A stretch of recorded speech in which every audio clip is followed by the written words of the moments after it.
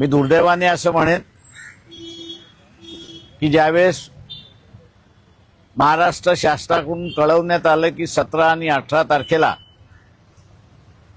Cabinet सेक्रेटरीच्या अध्यक्षतेखाली 3 जणांची समिती ही बदर ज्युडिशियल कमिटी जी बदर साहेबांची आहे तिला एक्झामिन करेल, त्यावेळेस विरोध व्हायला सुरुवात झाला। याचं कारण की बदर समितीचा अहवाल अजून प्रसिद्ध झाला नाही अशी असणारी परिस्थिती आहे। तेव्हा नेमकं त्या अहवालामध्ये काय आहे, उडत उडत जी काही माहिती आलेली आहे त्याच्याच वरती वर्तमानपत्रामध्ये घातल्या जाते अशी असणारी परिस्थिती आहे।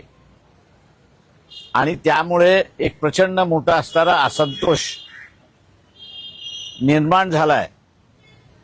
आणि या असंतोषाला लक्षात घेता कालच शासनाने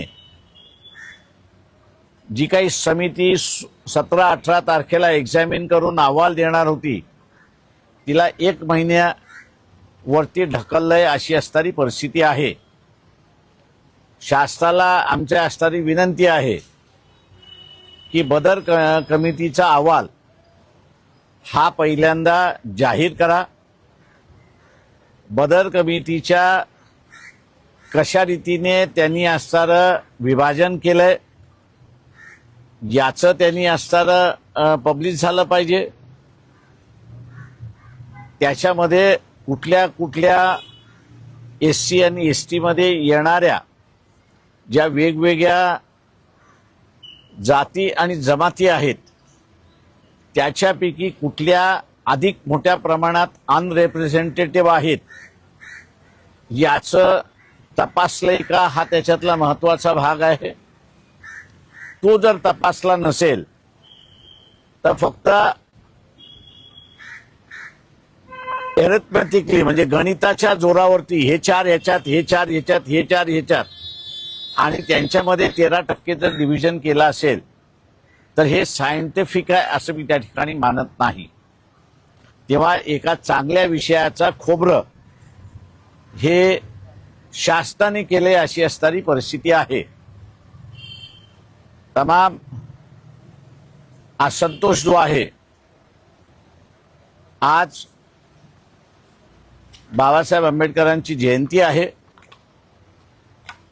जनता ही असणारं जयंती साजऱ्यामध्ये गुंतलेली आहे। एकमेकांना असणारा जयंतीच्या शुभेच्छा देत आहेत,